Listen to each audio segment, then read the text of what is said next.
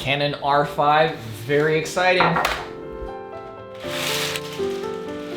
So on paper, that camera is perfect. Flip screen, great autofocus, full frame, no crop, 4K 60, 4K 120. We're gonna have to see what Sony brings with that A7S III in the next couple of days, but man, Canon R5, time to take out a loan, baby.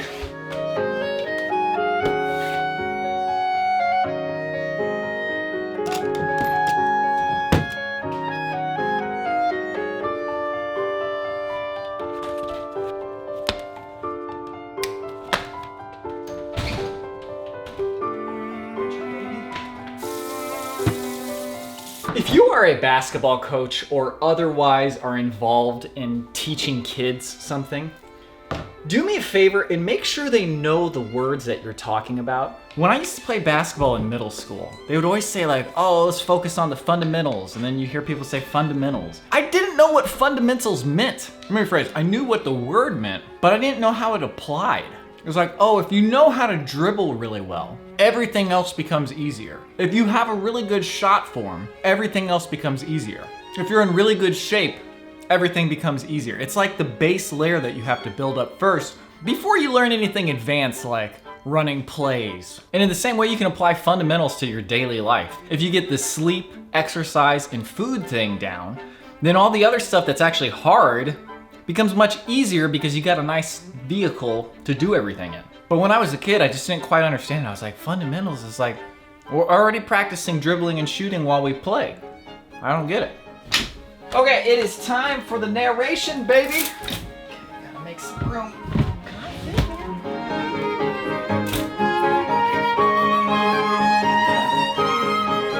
In case you're curious what the mattress is all about, this is just sound dampening. So I go in there, dampens the sound, there's no echo.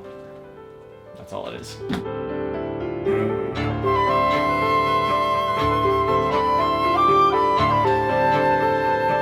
Man, the more I think about this Canon R5, it's the perfect camera. The R5, finally the perfect camera. It's gonna be eye-wateringly expensive, and I'm gonna have to sell all of my other gear, but it's the perfect camera. I don't think the Sony will be the perfect camera. We'll see it in a week or two when it gets announced, but man, woo! R5, man, R5, not bad. Not bad, Canon. I've used a Canon since like 2015, 2014.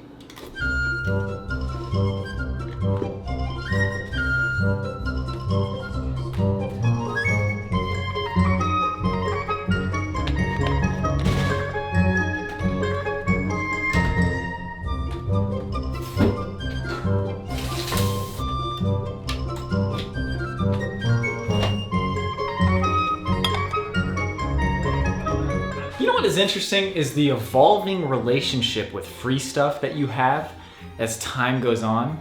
When you're a kid, anything free, you're like, oh yeah, I'll take it. But then when you actually have your own source of income and you can decide what you do and don't want, free stuff is cool, but then there might be another layer that builds up on top of that, where you ask yourself, will this actually cost me to have this in my life? Like if somebody said, oh, you can have this free CRT, I'd be like, yeah, I really want it, but that's gonna be so much trouble to take care of and find a place for. What got me thinking about it is that there's some free games on the Mac App Store right now, and it's like Day of the Tentacle and Grim Fandango and some of these, I can't remember the dudes, Tim Schafer games. And I'm like, oh yeah, I should go ahead and redeem those. I'm like, I'm never gonna play them. I'm gonna forget about even having downloaded them. Especially for stuff that's relatively inexpensive like video games, the trap that's easy to fall into is, oh man, that's so cheap, I'm gonna pick it up now while it's on sale. And then you do that like 10 times for 10 different games, and you don't play any of them. I would have been better off if I had just decided, oh, I want this one game, I'm gonna buy it when it's not even on sale, pay less than what I paid for all 10 of those games, and then just enjoy that one game. You could probably easily poke holes in the point that I just made, but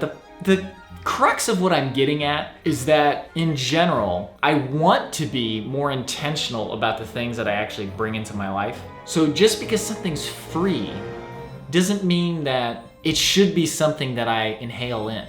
You know what I mean? Like, oh, free donuts. It's like, I don't think I should be eating donuts anyway. You know, that type of thing. Anyways, the new episode is tantalizingly close. This episode has taken way too long. I hate it when projects take this long. I want to create and then get it out the door and then move on to the next one. It's like, that's the only way I can grow. Like, if you just keep, you know, I don't want to just keep looking at the same project all the time. I want to let that off. I want to set it free. Run along, boy. You're free now. Okay, my narration is done. Got all the fixed lines and everything. Wow, this is a stack. So we had this viewer who lives in Brazil, and a long time ago, she told me about this thing called gambiarra. I don't know if that's exactly how you pronounce it, but the point is that it's this concept of kind of MacGyvering solutions. When I record my narration now, I use this little portable recorder called the MixPre 3. I love it. It's the perfect solution for really good audio, portable with good battery life. But in the past, whenever I recorded narration, I would use my laptop and this little audio interface called the Roland Quad Capture. Now, the effective audio quality is exactly the same. It's just that I record in this closet and it's already cumbersome enough to have to move everything out of the way, and then I of course have to move my bed in front of the closet to like use as a big soundproof thing. So the end result is the same, whether I use this device that's made for such a portable setup or if I use my laptop and another thing.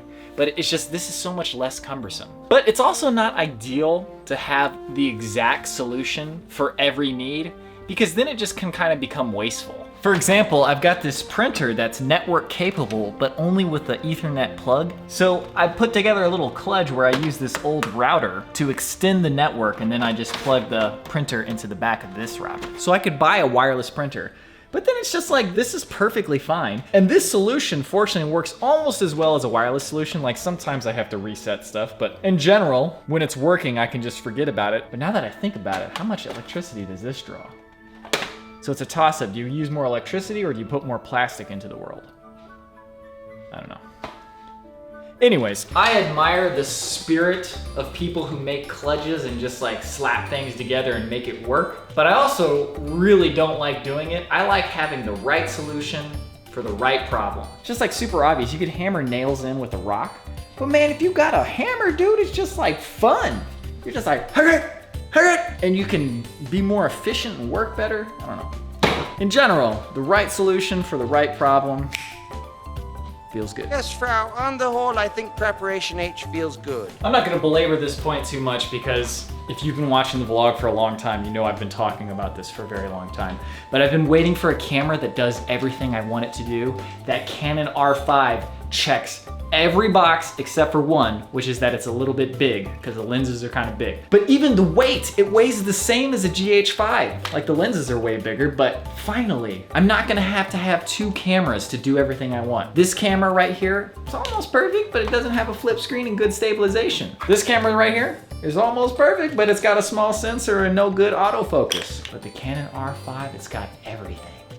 I'm gonna sell this, I'm gonna sell that, I'm gonna sell all of it, provided that image quality is good. From what I've seen, the Canon R5 looks real nice. We'll see. So that'll do it for today's vlog. Thank you very much for watching. I hope you have a good one. I'll see you next time.